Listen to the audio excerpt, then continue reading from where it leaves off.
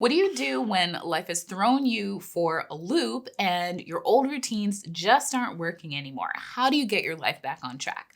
Well, today we're going to be sharing 6 simple habits to help you get started.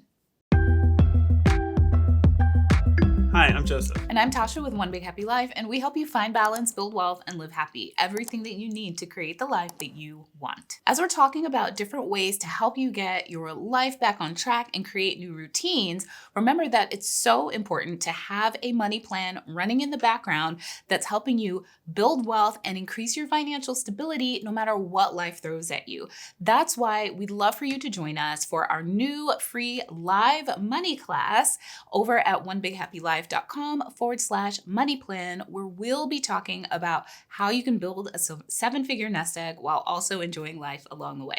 Now, the first thing to do to get your life back on track is to think about your ideal week. Now, I know that your week right now might be completely different than the week that you thought it was going to be, earlier in the year. And that's why it's important to take whatever's going on now and plan it out and look at, well, what do I want to accomplish? How do I want my week to look? And that gives you a really good starting point to make, those little adjustments when something else pops up.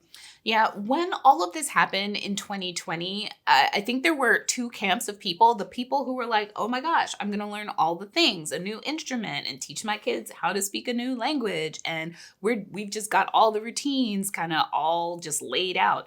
And then there were the other people who were like, I am not even trying to hear about routines right now. I am just trying to make it through every day.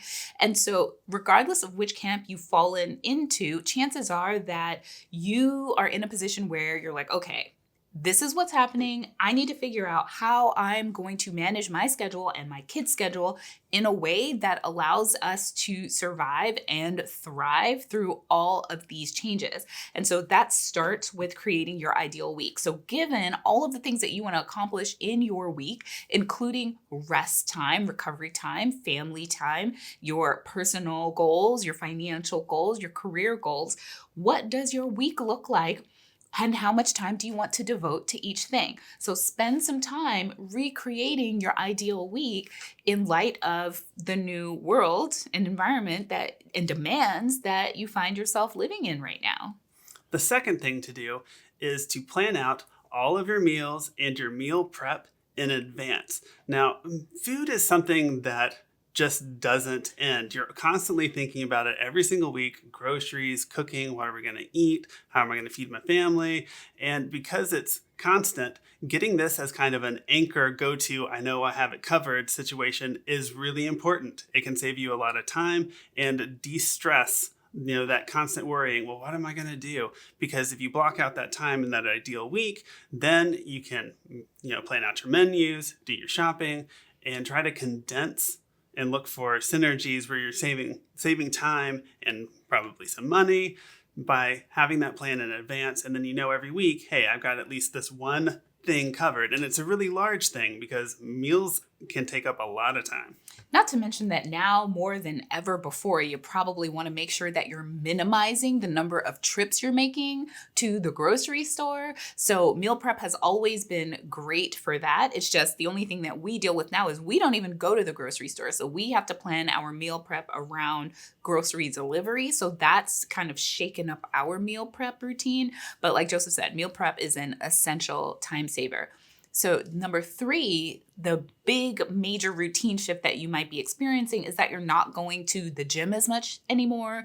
You're not going to the office as much anymore, which means you're not getting as much exercise as you used to get. So when Joseph and I, especially when I used to go into the office, we would always walk at lunch. We would have standing desks in the office where we could stand up and sit down. We would walk during our commutes where we're walking to the train. Now, and I realized this when I quit my job and started working for myself at home, that you have to make more of an effort to get any kind of real physical exercise because like walking back and forth to the kitchen does not, it counts because every little bit counts, but ideally you want to fit in more things. So just looking for creative ways to be active at home. And I know I've personally struggled with this because I've not been the best at setting boundaries and, the ideal week that we talk about, like making sure that I have blocked in time for me to do movement activities that I enjoyed. But on Father's Day, Joseph was like, hey, I want to play frisbee. So we went out into the front yard as a family and we threw the frisbee. And as we were throwing it, we started getting more and more active and like purposefully trying to run for the frisbee. And so it was a simple way of getting in some activity and some family time, helping the kids burn off some energy. So just think of different ways that you can start incorporating physical activity into your daily life, whether it's taking a walk outside or getting some resistance bands or dumbbells to allow you to do some amount of activity every day. And it's also important to remember you don't have to be overwhelmed by setting aside 30 minutes or an hour for workouts. It can really be just more physical activity, whatever it is. If it's just a little bit of walking, like Tasha said, just around your kitchen, probably not really enough, but around the block, even once, just getting your heart rate up a little bit, or hobbies that have slight physical activity, gardening, just, lean into that to just get you outside doing things, and, you'll be good with that. So simple tip number 4 is to get to bed on time. That means picking a bedtime, which this might be your new normal bedtime because maybe you're not commuting into work anymore. I know Joseph isn't. So, and we don't have any reason to have to, Reeves doesn't have to get up by 7 a.m. to make sure that he has breakfast by 7:30 so that we can get out the house by 7:45 so he's at school by 8 o'clock and no later than 8:15. Those things don't exist for us anymore, and they may not exist for the foreseeable future, which is why the ideal week thing is so important. But once you have your ideal week set, that means setting your bedtime too and making sure that you are getting to bed on time so that you are getting enough sleep. Because just speaking from personal experience, it's been really easy for us to slip into bad habits where we are going to bed later than we've ever gone to bed in our entire lives. And then waking up later, well, me especially, not Joseph, obviously, but me waking up later habitually than I ever have. So we've been making an effort together to say, okay, 9 o'clock is bedtime again. We need to go to bed at 9 o'clock and wake up at 5 a.m. again.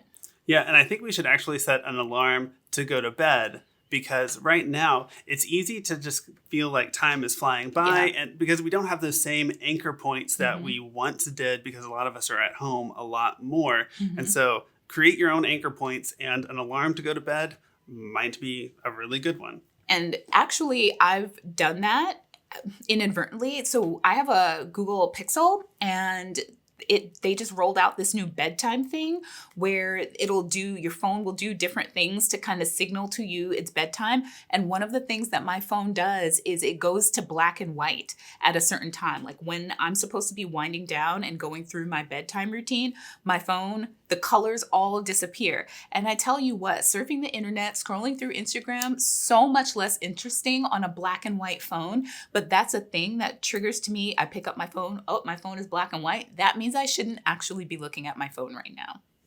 Another thing that you can do is create a routine for the summer for your kids. So a lot of camps are changing or changed, completely closed. Closed.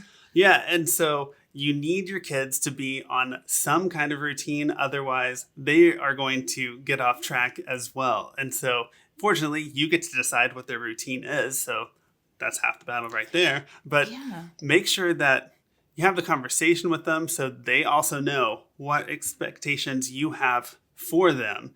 And, then you're not going to be worrying about what are they going to be doing all day. You're going to have that planned out in advance. They're going to know at least roughly what's going to happen every single day. And then that'll take a lot of stress out.